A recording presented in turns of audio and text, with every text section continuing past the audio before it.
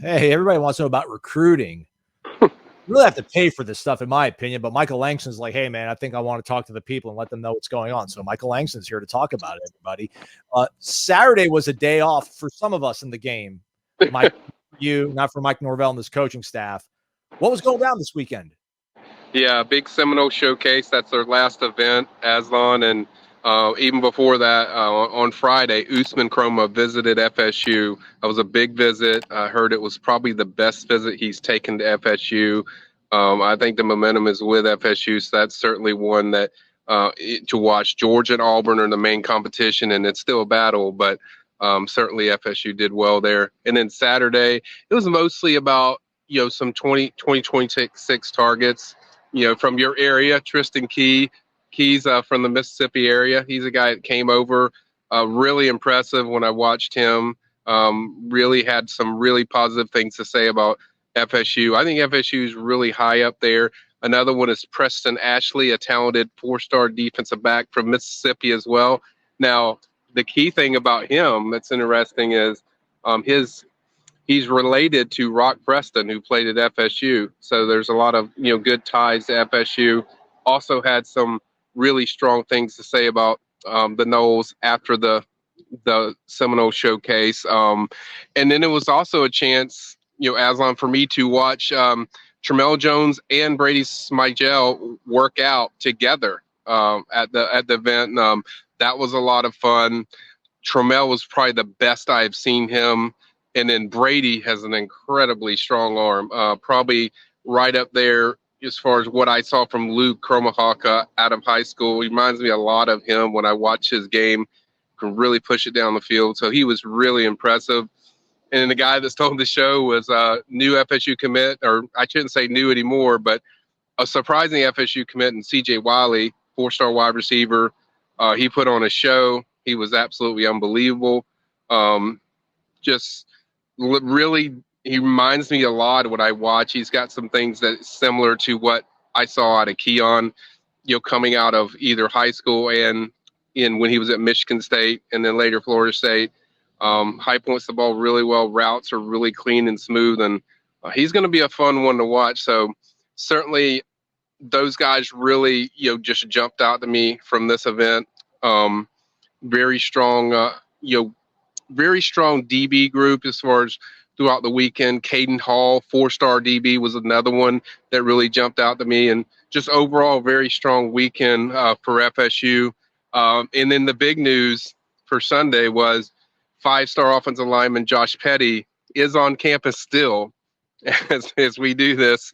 That's one where it's an FSU Georgia Tech battle, I feel. And I still like kind of where I have FSU in that recruitment, which is number one. Even though Georgia Tech is right there, they're making a push. Certainly academics is a big deal to him, so that's a good push for Georgia Tech, and they've done a great job recruiting him, but I still like where FSU sits there. Where did Georgia Tech come from? I mean, obviously, I shouldn't admit this stuff, I guess, but I'm not all that dialed into what's going on right now with recruiting. I mean, But I thought with Petty be some of the bigger hitters out there. Georgia Tech, to me, that's a bit of a surprising development. I know he's from Georgia, but and Brent Key's a offensive line coach by trade, but Georgia Tech, right, not maybe the same caliber as other teams on the screen: Florida State, Tennessee, Ohio State.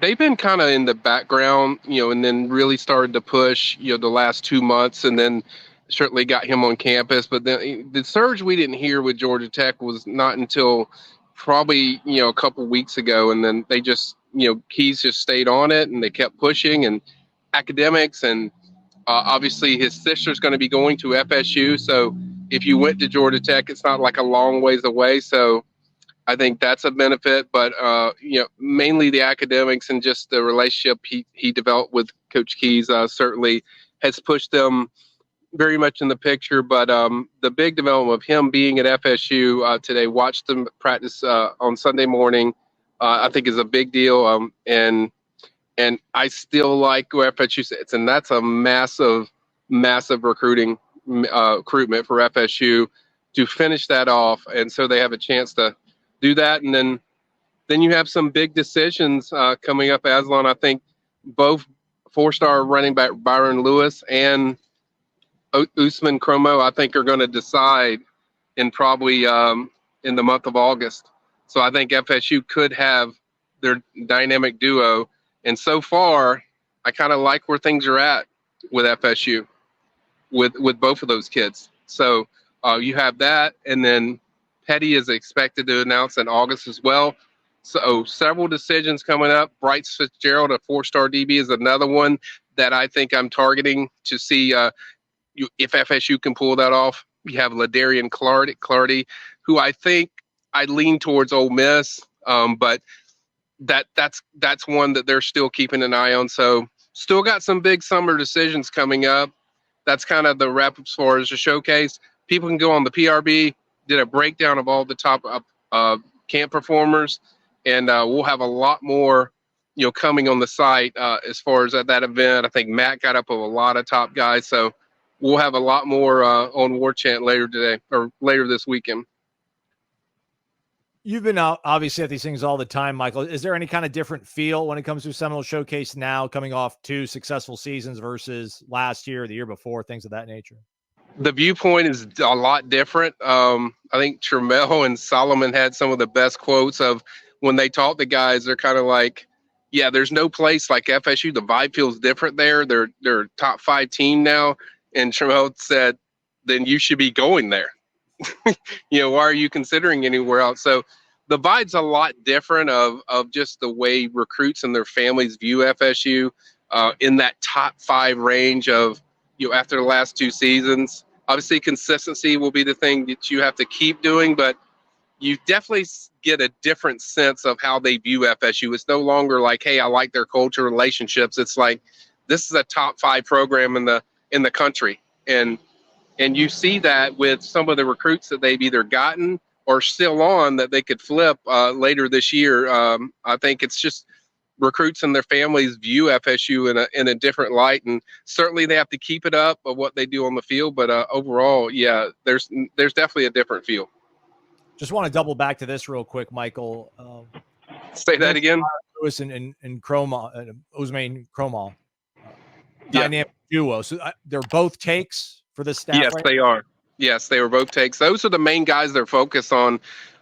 They're not really recruiting anybody else. Like, they've made it clear, like, these are our guys. We want them both. And from what I get, the feelings from both of them, they know that.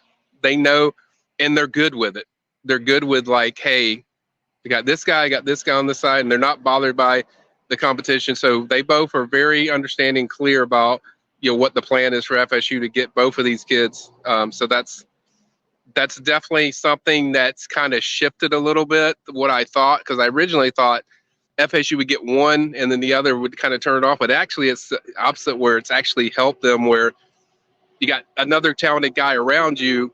You can be fresh all the time when you play. It's going to push you. And I think both of the guys have kind of accepted that and certainly like the fact that, they could potentially be together in this backfield. So I think overall it's not as big of a concern as I originally thought. They currently sit 8th right now in the On3 team rankings, Florida State. They got 1 5-star, Solomon Thomas. They got 10 4-stars and 2 3-stars, Michael.